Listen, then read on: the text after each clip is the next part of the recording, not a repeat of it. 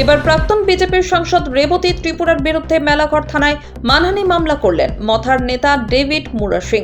25 জানুয়ারি কাঠালিয়া মির্জা রাজাপুর কেন্দ্রের তৈবান্দালে এমডিসি পদ্মলোচন ত্রিপুরার উদ্যোগে এক মেঘা বস্ত্র বিতরণ অনুষ্ঠান অনুষ্ঠিত হয়, যেখানে উপস্থিত ছিলেন রাজ্যের মুখ্যমন্ত্রীও। কিন্তু সেই বস্ত্র বিতরণ অনুষ্ঠানে বক্তব্য রাখতে গিয়ে ভারতীয় জনতা পার্টির প্রাক্তন সাংসদ রেবতী ত্রিপুরা মথার নেতা ডেভিড মুরা সিংকে নিয়ে এমন এক মন্তব্য রাখেন, যেখানে তিনি বলেন ডেভিড মুরা সিং দিল্লির আন্দোলনে মানুষের কাছ থেকে টাকা সংগ্রহ করেছে এবং সে আন্দোলন দেখিয়ে আন্দোলনের পর ডেভিড মুরা সিং ব্যক্তিগত গাড়ি ক্রয় করেছেন, রাবার বাগান কিনেছেন, এমনকি তিনি নাকি বিদেশেও ভ্রমণ করেছেন, যেটা সামাজিক মাধ্যমে ডেভিড মুরা সিংকে নিয়ে তোলপাড় শুরু হয়ে যায়। এই বক্তব্য শোনার পর ডেভিড মুরা সিং এক প্রকার চ্যালেঞ্জ ছুড়ে দেন রেবতী ত্রিপুরাকে।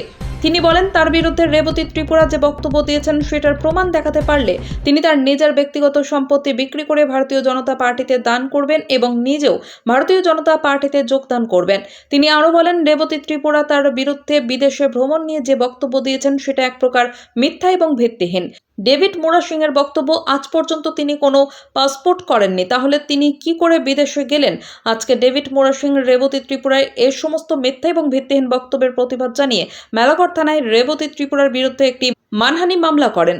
মামলা করার পর সাংবাদিকদের ক্যামেরার সামনে যে সমস্ত বক্তব্য তুলে ধরেন তা আমরা আপনাদের সামনে তুলে ধরছি। কয়েকদিন পরে দেখলাম ঠিক আছে এখানে বস্ত্র বিতরণ করে সেরা ত্রিপুরা জনগণদের একটা ভুলভাল বোঝানোর একটা জনসভা হবে, বস্ত্র বিতরণ বলবো না জনসভা। তো এখানে দেখতে পেলাম বস্ত্র বিতরণ করিয়ে ওইখানে ত্রিপ্রাসা অ্যাকর্ড দেওয়া হবে না বললেন মাননীয় মুখ্যমন্ত্রী। ত্রিপ্রাসাদের বিরুদ্ধে আমি আছি উনি বক্তৃতাতে বললেন। ভালো কথা, ত্রিপ্রাসাদের নিজে ইংলিশে লিখবেন, নিজে ইংলিশে পড়াশোনা করবেন, সব ঠিক আছে, কিন্তু ত্রিপ্রাসারা ওই ইংলিশ অক্ষর দিয়ে ইংলিশ মিডিয়ামে পড়লেও ইংলিশ অক্ষর দিয়ে পরীক্ষা দিতে পারবেন না, এটা উনি বললেন। আর বলবো জুমলা মিথ্যা আর মিথ্যা, যেটা সোশ্যাল মিডিয়ার মধ্যে আজকে দেখলাম ঘুমের থেকে উঠলেই মিথ্যা আর মিথ্যা, রাজ্যের মধ্যে দেশের মধ্যে মিথ্যা মামলা, মিথ্যা কথা, মিথ্যা প্রচার। আজকে দেখলাম মাননীয় মুখ্যমন্ত্রী বলছেন সোশ্যাল মিডিয়ার মাধ্যমে, আমি দেখলাম মিথ্যা ঠকানো এর নাকি উনি প্রিন্সিপাল ইউনিভার্সিটি খুলবেন। ওইটার মধ্যে দেখলাম কেউ মিস কল দিলে চাকরি, কেউ 10,323 को नौकरी मिलेगा ही मिलेगा, घुमा के सालाना चालाना, কেউ এই বলছে, কেউ বলছে 50,000 চাকরি।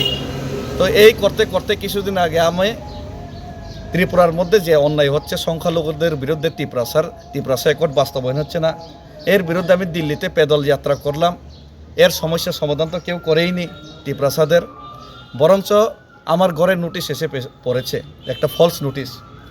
পরে দিয়ে জানতে পারলাম ফলস নোটিশের কোনো উত্তরই নাই এসডিএম সাহেবের কাছে। এখন আমি মামলা করব আবার ওনাদের বিরুদ্ধে। মিথ্যা এফআইআর করলেও ওনাদের বাড়িতে আমি যাব। আমি জানি মুখ্যমন্ত্রী মানিক সাহার কোয়ার্টারের সামনে জিষ্ণু দেববর্মা মাননীয় প্রাক্তন ডেপুটি সিএম, এখন বর্তমান রাজ্যপাল, উনি যে কোয়ার্টারে থাকতেন এখানেই প্রাক্তন সাংসদ এখন উনি এখানে থাকেন আছে। এরই মধ্যে রেবতী বাবু অতি উৎসাহে আমাকে গালিগালাজ করতে গিয়ে ওনারা বিভিন্ন অঙ্গভঙ্গি করে প্রায় আমাকে গালিগালাজ করেন, কিন্তু আমি প্রায় 2-3 মাস সহ্য করলাম।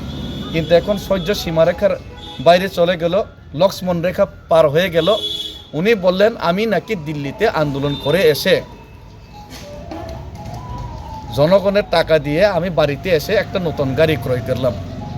কিন্তু আমি জানি এই দিল্লি থেকে আমি আসার পর এই গত 6 মাসে আমি না, আমার মা না, আমার বাবা না, আমার ওয়াইফ না, আমার 14 গোষ্ঠীতেও কেউ নতুন গাড়ি কিনছে না, কিন্তু তাই না কইলেন আমি নতুন গাড়ি কিনছি।